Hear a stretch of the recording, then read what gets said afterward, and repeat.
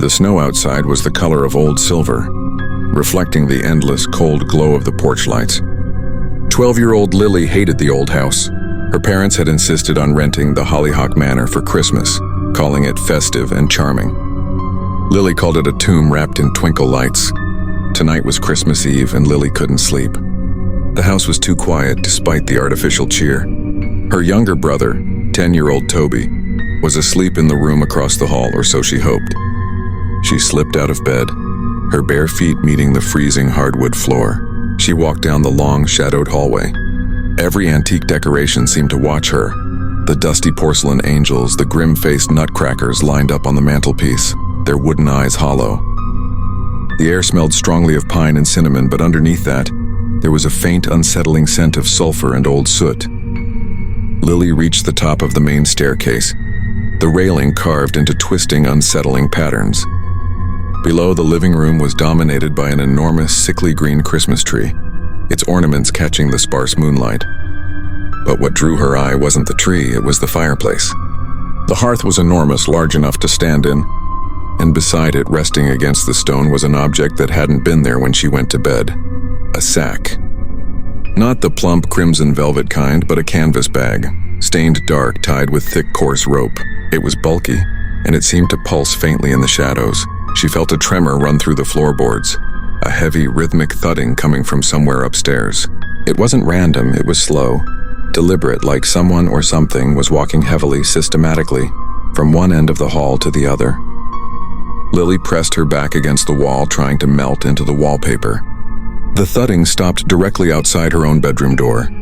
A long, chilling pause followed, broken only by the sound of something dragging along the wood floor. It sounded like chains.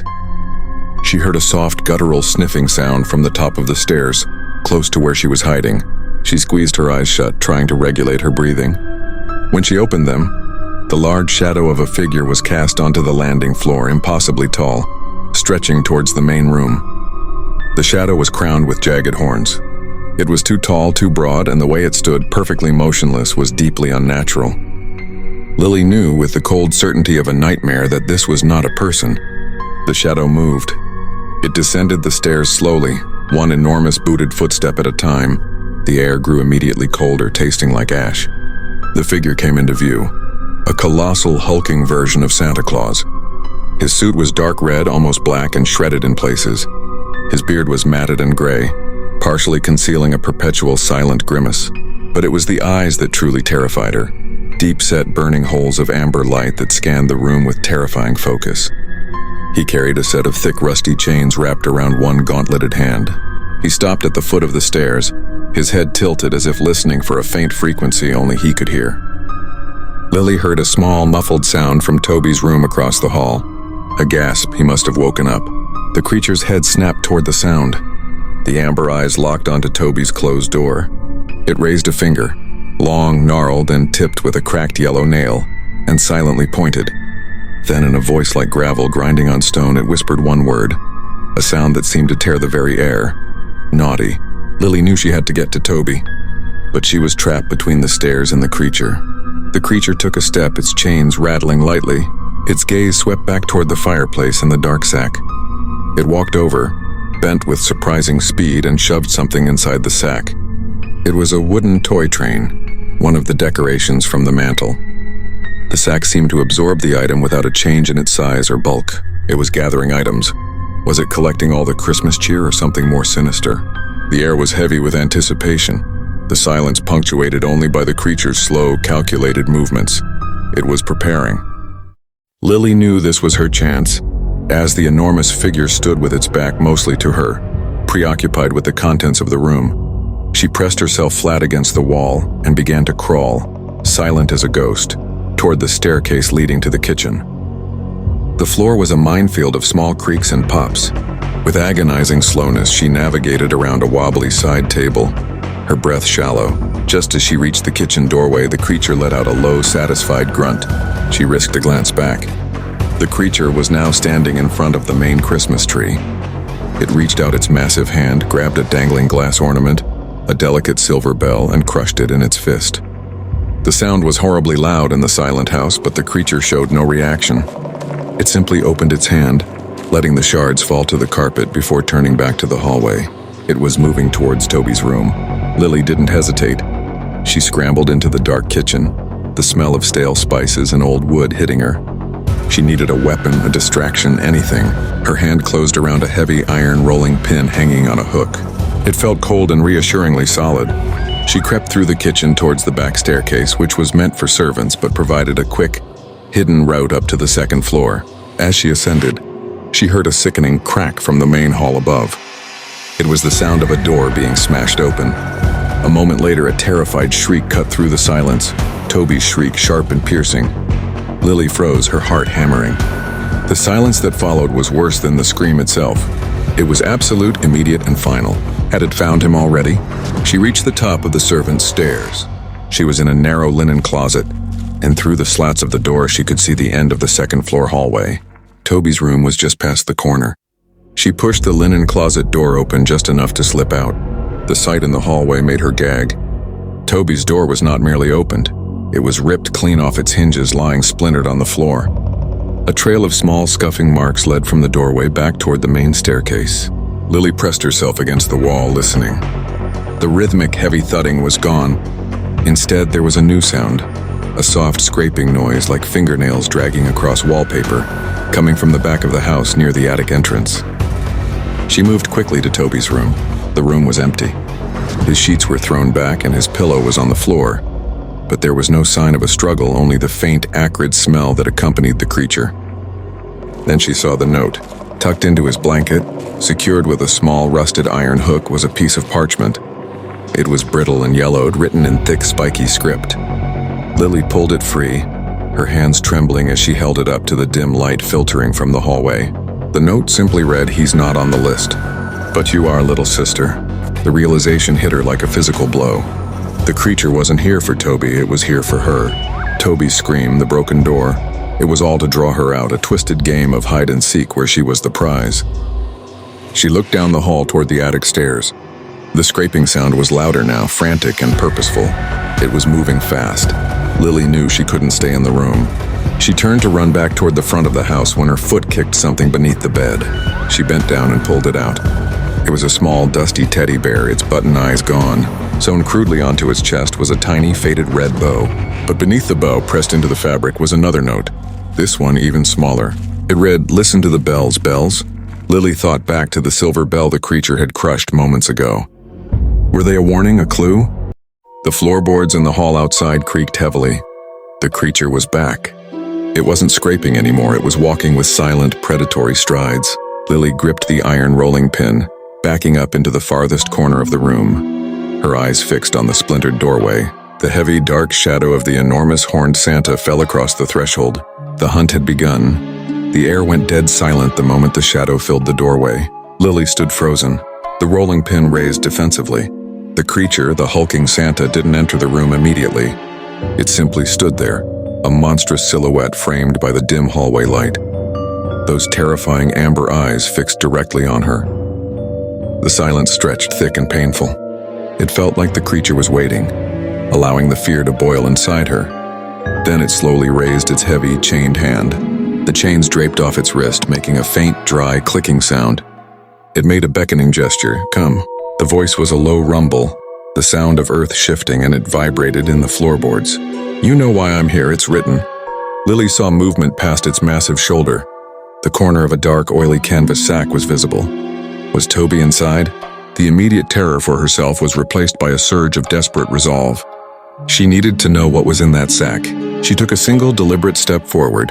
The rolling pin held steady. "Where is my brother?" she managed to choke out, her voice barely a whisper. The creature's grotesque mouth stretched into what might have been a smile, a chilling, silent contortion that showed no teeth, just darkness. He is safe for now. It took one heavy, slow step into the room. The space immediately felt smaller, colder. He wasn't prepared, you are. You deserve the journey. Lily didn't wait for another word. She swung the rolling pin, aiming for the center mass of the dark figure. The metal connected with a sharp, dull thud. It felt like hitting a slab of wet iron. The creature didn't flinch, didn't even acknowledge the blow. It merely lowered its head, its eyes glowing brighter. It reached out, not lunging, but simply extending its arm. The movement was deceptively slow, yet Lily found herself unable to move. It felt as if her feet were glued to the freezing floor, the long, gauntleted fingers wrapped around her wrist, the touch instantly chilling her to the bone. It didn't squeeze, but the cold was absolute, painful. She dropped the rolling pin, the clatter on the floor echoing the finality of her defeat. The creature didn't drag her. It simply turned and began to walk, its grip firm but strangely gentle on her wrist. Lily felt an immense paralyzing weakness flooding her limbs. She was forced to follow, stumbling out of the room and back into the main hall. As they walked, she noticed the house was changing. The festive decorations seemed to wilt and fade as the creature passed them. The colorful lights dimmed to a sickly pale yellow. The cheerful holiday music, which had been playing faintly from a portable speaker, suddenly warped into a low, mournful drone before sputtering out completely. The creature led her not to the main stairs, but past them, toward a narrow, almost hidden door tucked beside a large grandfather clock. This door had not been there before, or at least she hadn't noticed it. It was made of blackened oak and secured with 3 massive rusted padlocks. The creature stopped before the door. It released Lily's wrist and she immediately backed away, rubbing the burning cold from her skin. The creature turned its head and looked directly at her. "The list is almost complete." Its voice was louder now, a cavernous whisper. The creature raised its chained hand again, and this time it didn't use a key. It simply slapped the thick, rusty padlocks. At the moment of impact, the chains on its hand glowed with that same amber light from its eyes. The 3 locks instantaneously disintegrated, turning to fine, dry ash that drifted to the floor. The black oak door slowly creaked inward, revealing a flight of stone steps descending into profound, absolute darkness. The scent of sulfur and wet coal rushed up from the opening, making Lily cough. She looked desperately for any sign of Toby. The creature noticed her search. It gestured toward the bottom of the stone steps. "He is already there, waiting for the final ritual." The creature shoved her forward and she stumbled down the first few stone steps. She didn't fall, but the sudden momentum robbed her of any remaining resolve to run. She was now trapped between the ascending creature and the unknown darkness below. She began to descend, the stone steps slick with a cold, viscous moisture. Her eyes slowly adjusted to the gloom, which was illuminated only by an infrequent, sickly green glow emanating from crevices in the stone walls. These weren't normal basement walls, they were rough-cut, ancient and carved with unsettling figures. Shadowy, elongated elves and reindeer with eyes sewn shut. The stairs led into a massive, echoing chamber carved beneath the house. The ceiling was low, supported by thick, mold-covered columns. The air was stale and heavy, filled with the constant, unsettling drip of water and a faint, high-pitched whirring sound. In the center of the chamber, illuminated by a single, pulsing green lamp hanging low from the ceiling, was a grotesque workshop. Not one for toys, but for punishment. There was a long stone table covered in dark leather straps and rusty tools, massive shears, cruel-looking hooks, and strange, archaic branding irons. A series of cages woven from sharp, blackened wicker hung from the ceiling, and within one of them, huddled and silent, was Toby. Toby looked up as she entered, his eyes wide with a silent, profound terror. He wasn't crying, which was more frightening than if he had been. He raised a shaky hand and pointed past her. The monster had followed her down. The immense figure now filled the archway, its chains dragging on the stone floor. It carried the dark canvas sack over one shoulder. It walked slowly toward the stone table, its heavy boots crunching faintly on something unseen on the floor. The creature reached the table and dropped the heavy sack onto the stone with a sickening, wet thud. It didn't immediately turn toward Lily or Toby. Instead, it reached into the sack and slowly pulled out a parchment. It was the same brittle yellowed paper that had held the note upstairs, but this was a much larger scroll, tied with a dried length of something that looked disturbingly like braided hair. It unrolled the scroll onto the stone table. Even from across the chamber, Lily could see the elaborate, swirling script filling the page. The creature traced the writing with one of its long, gnarled fingers. The Book of Deeds. The monster's voice echoed in the chamber, heavy with ancient authority. The balance must be met. The joy given by the many must be paid for by the naughtiness of the few. It then produced a small silver bell, much like the ornament she had seen crushed upstairs. This one, however, was intact. It held the bell up and gave it a single sharp shake. Clang! The sound was not festive, it was a piercing metallic shriek. The moment the bell rang, every single carving on the chamber walls, the elves, the reindeer, seemed to momentarily shimmer, and a chorus of faint, miserable whispers erupted from the shadows, instantly dying away. The creature's eyes found Lily's. It raised a tool from the table, a short, blunt object with a series of deep cuts along its length. "You sought the truth of the bells," it said, taking a slow step toward her. "They do not warn, they summon the payment." It pointed the tool at her. "You are first." Suddenly, Toby found his voice, a desperate, broken scream from the wicker cage. "Don't touch her, it's me. I broke the window. I'm the naughty one, leave her alone." The creature paused, its focus briefly shifting. A slow, chilling sound emerged from its throat, a deep, humorless chuckle. "Naughty is only a label." It moved toward Toby's cage, raising the thick chains. "I am looking for the one who chose to save another." The creature, this monstrous Santa, turned from Lily and slowly advanced on Toby's cage. The rusty chains in its hand clinked with each heavy step, a death knell in the cavernous chamber. Toby scrambled to the back of his wicker prison, his small face contorted with pure, unadulterated fear. Lily, however, felt a surge of adrenaline cut through her paralyzing terror.